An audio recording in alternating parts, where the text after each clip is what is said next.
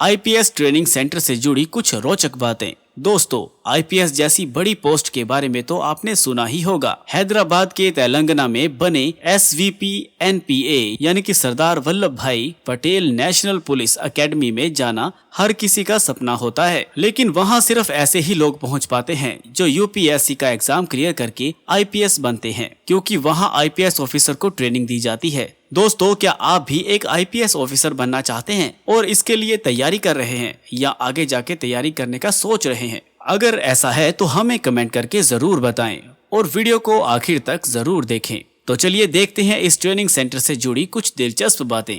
IPS officer की training पूरे 2 साल तक चलती है, जिसमें से उनके शुरुआती 3.5 महीने की ट्रेनिंग आईएएस ऑफिसर के साथ LBSNAA में होती है, जिसके बाद इनकी ज्यादातर ट्रेनिंग SVP-NPA में ही होती है, जिनमें इनकी फेज 1, फेज 2 ट्रेनिंग के साथ साथ डिस्ट्रिक्ट ट्रेनिंग भी शामिल होती है। इस ट्रेनिंग एकेडमी में क्लासरूम्स और ट्रेनिंग सेंटर हैं, जहां इनकी क्लासेस और प्रैक्टिकल ट्रेनिंग होती है। इसके अलावा यहाँ फोरेंसिक बिल्डिंग भी है, जहां आईपीएस को फोरेंसिक साइंस से जुड़ी ट्रेनिंग दी जाती है और साथ ही यहाँ हॉस्टल, डाइनिंग रूम और हॉस्पिटल भी मौजूद हैं। इस बात को कम ही लोग जानते होंगे कि ट्रेनिंग खत्म होने के बाद आईपीएस ऑफिसर को ओस्मानिया यूनिवर्सिटी से पोस्ट ग्रेजुएशन यानी कि मास्टर्स की डिग्री भी दी जाती है। ज्यादातर लोग ये सोचते हैं कि आईपीएस ऑफिसर को ट्रेनिंग खत्म करके पोस्टिंग लगने के बाद ही सैलरी मिलनी शुरू होती है, लेकिन आपको ये बात जानकर हैरानी होगी कि आईपीएस ऑफिसर को ट्रेनिंग के दौरान ही सैलरी मिलनी शुरू हो जाती है, और वो भी पूरे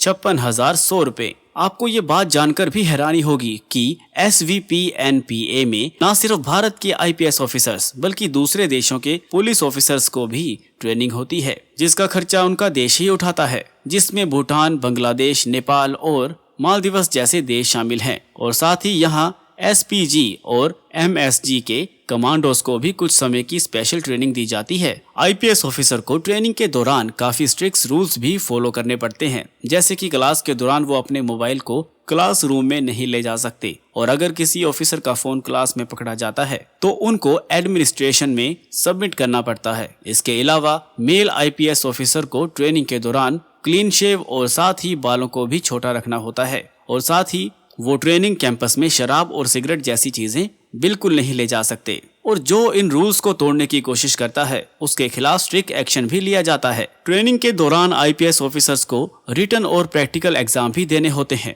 जिसमें उनको पास होने के लिए कम से कम 50% मार्क्स लाने जरूरी होते हैं, और अगर वो किसी एक भी सब्जेक्ट में 50% से कम मार्क्स लाते हैं तो उनको फेल माना जाता है, और ऐसे में उनको एक बार और एग्जाम देने का मौका मिलता है। लेकिन अगर वो दूसरी बार भी फेल हो जाते हैं तो उनको दोबारा कोई मौका नहीं मिलता और उनको आईपीएस की पोस्ट से हटा दिया जाता है। ऐसे में दोस्तों, आप अंदाजा लगा ही सकते हैं कि आईपीएस बनने के लिए कितनी बड़ी मेहनत करनी पड़ती है। दोस्तों, आपको इस ट्रेनिंग सेंटर के बारे में जानकर कैसा लगा, और आप में से कौन आगे जाके इस ट्रेनिंग सेंटर में जाके ट्रेनिंग लेना चाहेगा? इस बारे में हमें कमेंट करके जरूर बताएं। और अगर आपको हमारा वीडियो अच्छा लगे और आप ऐसी ही और भी वीडियोस देखना चाहते हैं तो हमारे चैनल को सब्सक्राइब करके बेल आइकन को दबा दें, और साथ ही वीडियो को लाइक और शेयर जरूर करें। धन्यवाद।